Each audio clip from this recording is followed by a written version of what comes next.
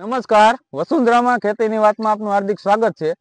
હવે આજે અમે નાંદુ પીપળિયા ગામમાં ધર્મેન્દ્રભાઈની વાડીએ જે જીરાનો પ્લોટ છે એ જોવા માટે આવ્યા છીએ અને જીરાની A to Z માહિતી તમામ માહિતી ધર્મેન્દ્રભાઈ પાસેથી આપણે લેવાની છે।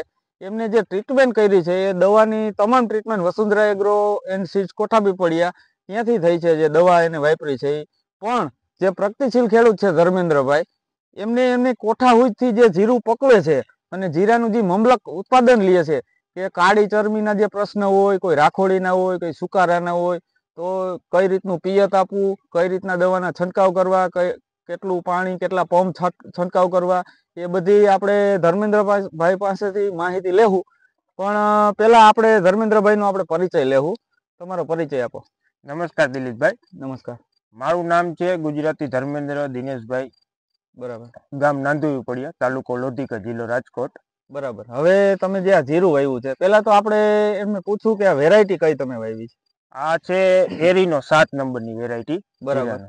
અને તમે વીઘે કેટલું આ બિયારણ વાવ્યું હતું? આમાં અંદાજિત વીઘે 2 કિલો જેવું વાવેતર કરેલું છે। બરાબર। અને જે વાવેતર કર્યું ત્યારે પોટ શેનો આપેલો હતો આપણે? આમાં જ્યારે વાવેતર કર્યું ત્યારે બિયારણની માલિકો આપણે વિટાવેક્સનો પોટ આપેલો છે। બરાબર। આપણે વિટાવેક્સનો 1 કિલો એ 3 ગ્રામ જેવો પોટ આપેલો છે।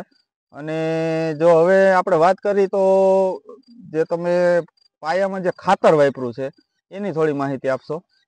આપણે જે વાવેતર કર્યું ત્યારે જ આના પાયામાં જ એનપી આપણે વીઘે 10 થી 12 કિલો જેવું એનપી ખાતર નાખેલું છે, જે 12-32-16 નામનો ગ્રેડ આવે છે, એ વાપરેલો છે। બરાબર। તો જીરુમાં તમે આમાં પિયત કેટલા આપેલા છે અત્યાર સુધીના? જીરુમાં અટાણ સુધીના પિયતમાં વાત કરીને દિલીપભાઈ, તો વાવ્યું ત્યાંથી ઉગાડવા માટેના 3 પિયત આપેલા છે અને ઉગી ગયા પછીના 2 પિયત બીજા આપેલા છે। બરાબર। તો હવે જે ઉગી ગયું જીરું પછી જે તમે પિયત આપ્યું હોય, કોઈ પીળા થવાનો પ્રશ્ન હોય, તો એમાં તમે શું પાયામાં પિયત ભેગું શું પીવડાવેલું છે? હવે આ જીરું જ્યારે ઉગી ગયું ને ત્યારે ઉગતા વેત એક જે પેલું પિયત આપ્યું આપણે, ઉગીને કમ્પ્લીટ થઈ ગયું, જે પાણીમાં બુડે નહીં, કાયદેસર પદ્ધતિમાં જે જીરું આપણે શિયાળુ પીટ કરી કે પાણીમાં બુડવું ન જોઈએ, બુડ્યા પછી ઉપર આવી જાય જીરું, થોડુંક મોટું થઈ જાય કે પાણીમાં નમી ન જાય, ત્યારબાદ આને પિયત આપેલું છે। ટૂંકમાં જીરુંનું હાઈટ 1.5 થી 2 ઇંચ થઈ ગઈ હતી ત્યારે પેલું પિયત, પ્રથમ પિયત આપેલું। અને એ પ્રથમ પિયત જે આપ્યું ત્યાં આપણે આ જીરાની માલિકો વીઘે 8 કિલો ઉરિયા, બરાબર, અને નકરું મેટાલક્ષી જે 35% આવે, એ 35% આપણે આમાં 6 વીઘાની જગ્યા છે, 6 વીઘામાં 500 ગ્રામ મેટાલક્ષી 35 જે ટકાવારી આવે એ આપેલું છે પાયામાં। જે મેટાલક્ષી 35% એક વીઘે 200 ગ્રામ જેવું નીચે પિયતમાં આપેલું છે, બરાબર। અને જે એનાથી જે પીળિયાની જે અસર હતી એ ઓછી થઈ ગઈ છે। બીજું કે તમારે સુકારાનો પ્રશ્ન જ્યારે આવ્યો હતો ત્યારે શું આપણે આમાં છંટકાવ કરેલો હતો? જ્યારે સુકારાનો પ્રશ્ન આવ્યો ત્યારે ઉપરથી છંટકાવ કરવામાં આપણે પહેલો જે રાઉન્ડ મારેલો છે દવાનો, ઉપરથી આપણે બાયર કંપનીની જે એલિયટ આવે છે, જે સુકારા માટે બેસ્ટ રિઝલ્ટ આપે છે, તે આપેલું છે। બરાબર। અને બીજો છંટકાવ જે આપણે સુકારો પછી ધીમો પડ્યો અને પછી પાછો રાઉન્ડ કર્યો ત્યારે સુકારામાં શું આપેલું હતું? જ્યારે આપણે આ બીજો રાઉન્ડ કર્યો કે સુકારો કમ્પ્લીટ થોડોક આપણે અટકી ગયો અને કમ્પ્લીટ થઈ ગયું, કાયદેસર રીતે આપણે જો રાઉન્ડ કરવા જાય તો કંપની મારફતે એવું કહેવા માંગે છે કે બાયર જે કંપનીનું એલિયટ આપણે વાપરી 2 રાઉન્ડ મારવા જોઈએ, આપણે એલિયટનો 1 રાઉન્ડ મારી અને ધાનુકાનું જેનેટ, જે ઓણુકા વર્ષમાં બહુ નામ કાઢી ગયું છે, એવી દવા કે ધાનુકાનું જેનેટ રહ્યું ને, એ જેનેટનો આપણે બીજો રાઉન્ડ આપેલો છે। બરાબર। જે જેનેટ આવે છે એમાં થાયોફિનાઇલ મેથાઇલ અને કાસુંગામાઇસિન એનું કોમ્બિનેશન આવે છે, જે છંટકાવ કરવાથી સુકારામાં તમને કેવું રિઝલ્ટ મળ્યું? બહુ સારું રિઝલ્ટ જડ્યું, સુકારામાં રિઝલ્ટ જડ્યું અને જે છોડ પીળો થતો હતો એ પણ અટકી ગયો। બરાબર। અને એના પછીના જે તમે ત્રીજું પિયત આપ્યું ત્યારે પિયત ભેગું શું પીવડાવ્યું હતું? જ્યારે જીરું ઉગી ગયા પછીનું આપણે આમ ગણો તો બીજું પિયત ગણાય, એ બીજા પિયતમાં આપણે એસપી કરીને ખાતર આવે છે, બરાબર, એસપી કરીને ખાતર આવે, એ એસપી વીઘે 10 કિલો જેવું એસપી આપેલું છે। અને એના ભેગું આપણે અદામા કંપનીનું માસ્ટર ક્રોપ વાપરેલું છે, બરાબર। માસ્ટર ક્રોપ 1 એકરે 400 ml જેવું પિયતમાં એને પાણી સાથે આપેલું હતું, બરાબર. તો હવે આપણે આગળ વાત કરશું કે ધર્મેન્દ્રભાઈની કોઠાહૂજ પ્રમાણે જે પ્રગતિશીલ ખેડૂત છે એ દર વર્ષે જીરું વાવે છે, ઉત્પાદન સારું લે છે. તો એમને આપણે પૂછી કે જે આમાં કાળી ચરમીના પ્રશ્ન આવે છે, તો એના માટે તમે આગોતરા પગલા શું લ્યો છો? હવે કાળી ચરમીની વસ્તુ એવી છે કે કાળી ચરમી જ્યારે જીરાની માલિકો દાણો બંધાતો હોય કે દાણો 50% ઉપર બંધાઈ ગયો હોય, ફૂલ ઉગડા પછી ફ્લાવરિંગ સ્ટેજ તમારું કમ્પ્લીટ થઈ ગયું ને એક માળ બંધાઈ ગયો પછી કાળી ચરમીના પ્રશ્ન રહે. બરાબર. 90 વર્ષની માલિકો તો વસ્તુ એવી બની છે કે છોડ કમ્પ્લીટ મોગરી આવી ગયો, ફ્લાવરિંગ થઈ ગયું, તોય છોડવા અમુક લીલા સુકારા હતા. બરાબર. એટલે આપણે આગોતરા પગલામાં તો એવું છે કે આને એક રાઉન્ડ એલિયટ નો કરેલો છે. બરાબર. અને બીજો રાઉન્ડ આપણે ગેલેલિયા નો કર્યો છે, જે કોટેવા કંપનીનો ગેલેલિયો આવે છે. બરાબર. એનો રાઉન્ડ કાળી ચરમીના આગોતરા પગલા તરીકે જ્યાં આવી નથી પણ નો આવે એના માટે કોટેવાનો એક ગેલેલિયાનો પણ એક છંટકાવ કરેલો, ફૂલ ઉગડા પછી અને એક જે ટાટાનું ઓર્ગન આવે છે, ઓર્ગન, બંનેના છંટકાવ કર્યા છે. બરાબર.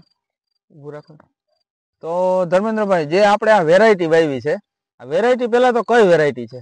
હવે આ વેરાયટી છે આપણે એરીનો 7 નંબર વેરાયટી છે. 7 નંબર વેરાયટી વાવેલી. બરાબર. તો આપણે આ જોવો તમે જીરું કે આમની ઊંચાઈ છે, તો ઊંચાઈ અંદાજે કેટલી ઊંચાઈ છે? મારા અંદાજે તો હું જો આ તમને એમણમ કહું તો કદાચ દર્શક મિત્રોને કે ખોટું લાગે, પણ મારા અંદાજ મુજબ આની હાઈટ ઓછામાં ઓછી 14 થી 15 ઇંચ છે. અને આપણી પાસે ટેપ પણ છે, એ માપીને અને બતાવશું તમે ખેડૂતને. આપણે મીડિયમ છોડવો છે, જે કાયદેસર રીતના છોડવા છે, એમાં અટાણે આ. તો ધર્મેન્દ્રભાઈ, આપણે દવા અને ખાતર એના વિશે તો વાત કરી, બરાબર. એ સિવાયનું જો આ ગ્રીનરી એટલી છે જીરું અને આની ઊંચાઈ એટલી છે, તો આના માટે તમે કઈ બીજી કઈ ખરી ટ્રીટમેન્ટ કરેલી? હા દિલીપભાઈ, હવે ઈ ખાસ એક તમને કહેવાનું કે જો જે કોઈ ખેડૂતો જીરું વાવતા હોય અને પિયત હોય કે વાતાવરણમાં કોઈ ઝાકર આવતો હોય, કોઈ વાદળછાયું વાતાવરણ, તો આપણે ખેડૂત મિત્રો પિયત ન આપી શકતા હોય. તો ઈ પિયતને પૂરી કરવા હાટું પાણીનું અને પૂર્તિ કરવા હાટું જીરાને ગ્રીનરી રાખવું, પાણીની પૂર્તિ અને ફ્લાવરિંગ લેવા માટે અને વોટર સોલ્યુબલ ખાતર આપણે આપેલા છે કે જેમાં પહેલો ગ્રેડ આપણે 19-19 કહેવાય, એ 19-19 નો ગ્રેડ આપેલો છે. બીજો ગ્રેડ 052-34 નો આપેલો છે. એના બેસ્ટ રાઉન્ડ કરેલા છે. અને વચારે 19-19 આપ્યા પછી એક 12 નામનો ગ્રેડ આવે છે, એ 12 ગ્રેડ આપેલો છે.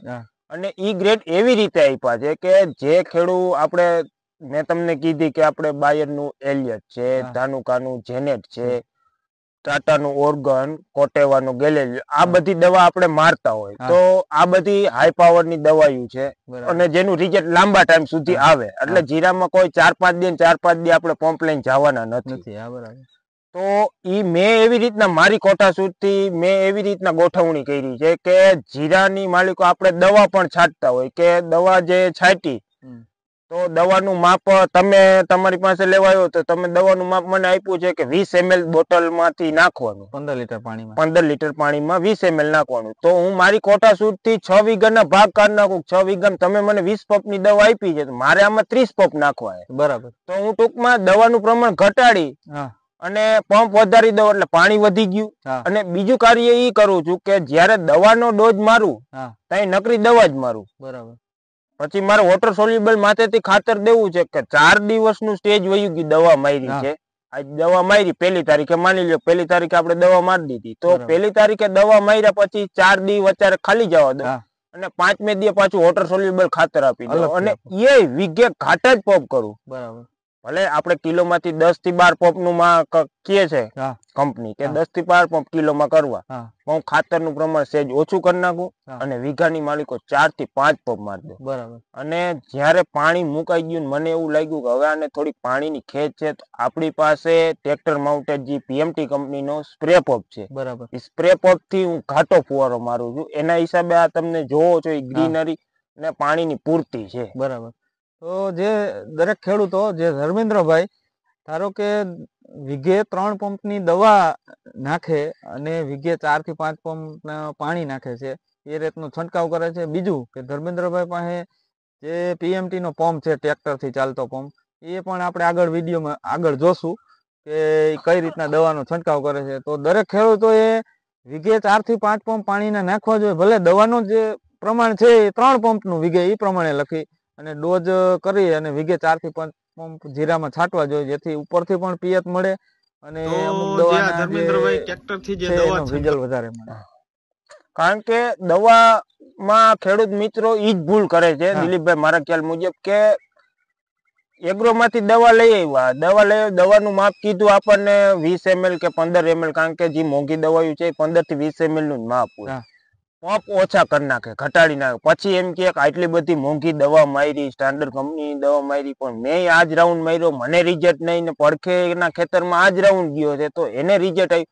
પણ છોડને જેટલું દવામાં પાણી જરૂર છે એટલું પ્રમાણમાં પાણી ન જડે અને પૂરો છોડ આખો કવરિંગ ન થાય તો રિઝલ્ટ થોડું કપાય. હા, બરાબર. એ 100% વાત છે કે ધર્મેન્દ્રભાઈએ જેમ વાત કરી એમ પાણીનું પ્રમાણ જીરામાં વધારે રાખવું જોઈએ, જેથી કરીને રિઝલ્ટ તમને પૂરેપૂરું મળે. બીજું કે હવે આપણે જે આ જીરાના પ્લોટમાં બેઠા છીએ તો જીરું અહીંયા સારું છે એવું નહીં, આખો પ્લોટ આપણે જોઈ શકશું. આખો પ્લોટ જોવાનો છે કે ધર્મેન્દ્રભાઈ આ કેટલા વીઘાનું જીરું છે? આપણે 6.5 વીઘા 6.5 વીઘાનું જો તમે જોઈ શકો છો. ત્યાંથી કરો, આખો પ્લોટ જો ક્યાંય પણ એક જીરામાં ડાઘ નથી અને એકદમ ગ્રીનરી છે અને જીરાની ઊંચાઈ સારી છે, બહુ સારું જીરું છે. અને જે કોઈ ખેડૂતોને જોવું હોય તો નાંદુ પીપળિયા ગામમાં ધર્મેન્દ્રભાઈ ગુજરાતીની વાડીએ ત્યાં જીરાનો પ્લોટ છે અને એ પણ પ્રગતિશીલ ખેડૂત છે. તો એની પાસે જીરું તમે જોઈ શકો અને નવી માહિતી લેવી હોય તો માહિતી પણ આપશે. અને એમને મોબાઈલ નંબર આપેલા છે અગાઉ અને પાછા આપી દો મોબાઈલ નંબર. જે કોઈ તમારા દર્શક મિત્રોને અને કોઈ આપણા અડખે પડખેના ખેડૂને કે તમે ખુદ એગ્રો હાકો છો, જે કોઠા પીપળિયા ગામમાં વસુંધરા એગ્રો તરીકે પ્રખ્યાત છે આજુબાજુના ગામડાઓમાં, તો તમારા કોઈ ગ્રાહકો હોય કે તમારા આ યુટ્યુબ ચેનલની માલિકો કોઈ દર્શક મિત્રો હોય અને એને કોઈ પણ વ્યક્તિને મારે ફોન દ્વારા કે અથવા તો રૂબરૂ આવી જે કોઈને માહિતી લેવી હોય એ મારી પાસેથી માહિતી લઈ શકે. અને મારા મોબાઈલ નંબર છે 63 514 95 705. તો જે આ ધર્મેન્દ્રભાઈ ટ્રેક્ટર થી જે દવા છંટકાવ કરે છે, જે આ પંપ છે, તો ધર્મેન્દ્રભાઈ આમાં ટાંકી કેટલા લીટરની આવે? આ છે 500 લીટરની ટાંકી. બરાબર. અને આ છંટકાવ કેટલા જગ્યામાં થાય? એક ટાંકી 1000 ફૂટ નળી છે. બરાબર. એટલે તમારે 1000 ફૂટ સુધીનો લાંબો સાં હોય ત્યાં સુધી તમે છાંટી શકો. બરાબર. અને આ છંટકાવ કરવામાં ધારો કે કેટલા માણસોની જરૂર પડે? ટૂંકમાં અહીંયા ટ્રેક્ટર પાસે નળી વીંટવા માટે એક, બીજો માણસ નોઝલ લઈને જાય ઈ. બરાબર. તમારે જાજી નળી લંબાવવી હોય કે ટૂંકમાં તમારે 1000 ફૂટ નળી આ ખોલવી તો 2 એક્સ્ટ્રા નળી ખેંચવા માણસો જોઈએ, નકર 2 જણાથી પણ ચાલે. બરાબર.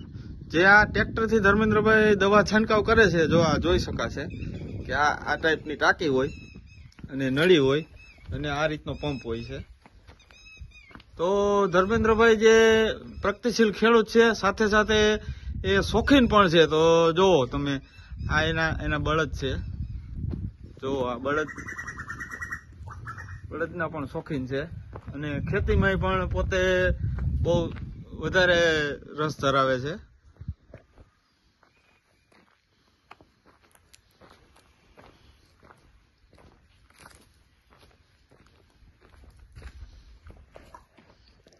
તો ધર્મેન્દ્રભાઈ તમે જીરામાં દવા જે છાંટો હો એ આ પંપ થી જ બધો છંટકાવ કરો છો કે? હા, જીરામાં જયારે નાનું હતું ત્યારે આપણે જે બેટરી વાળો સ્પ્રે પંપ આવે એનેથી જ છાંટેલું છે. બરાબર. જયારે મોટું થયું અને પાણીની જરૂર પડે એના માટે આપણે આ પંપનો ઉપયોગ કર્યો. બરાબર. તો આ પંપ તમે કોઈ ખેડૂતોને બીજાને છંટકાવ કરવો હોય તો કઈ રીતના તમે તમારો પોતાનો, તો કોઈ ખેડૂતોને આ પંપ થી દવા છંટકાવ કરવો? આ પંપ જે છે તે મારા મિત્રનો છે. બરાબર. વિપુલભાઈ જોરિયા કરીને નામ છે એનું. બરાબર. વિપુલભાઈ જોરિયાને તમે મળો એટલે આ પંપ થી કદાચ તમારે કોઈ જીરાઓ છે, માંડવી છે, કપાસ છે, કોઈ પણ મોલમાં છાંટ્યું હોય તો વિપુલભાઈ જોરિયા ઈ તમામ ખેતરમાં આજુબાજુના એરિયામાં ખેડૂત મિત્રો પણ દવા છાંટી દે છે અને ભાડે જાય છે. તો મારા મિત્ર છે અને હમણાં ક્યાંય એને જરૂર નથી. બરાબર. એટલે આ પંપ આપણી વાડીએ પડ્યો છે અને આપણા ટ્રેક્ટરમાં આપણે દવા છાંટીએ છીએ. બરાબર. તો જે વિપુલભાઈ છે એમનો મોબાઈલ નંબર તમે આપી શકશો? મને હવે વિપુલભાઈ ને નંબર છે 9726135093. બરાબર. તો જે કોઈ ખેડૂતોને આ પંપથી દવાનો છંટકાવ કરવો હોય તો આપણે અહીંયા નાંધુ પીપળિયા ગામમાં જે વિપુલભાઈ જોરિયા એમનો પંપ છે, તો એમનો મોબાઈલ નંબર પણ અહીંયા આપેલો છે. કોઈને છંટકાવ કરવો હોય તો એમને પણ મુલાકાત લઈ શકશો. તો ખૂબ ખૂબ આભાર ધર્મેન્દ્રભાઈ.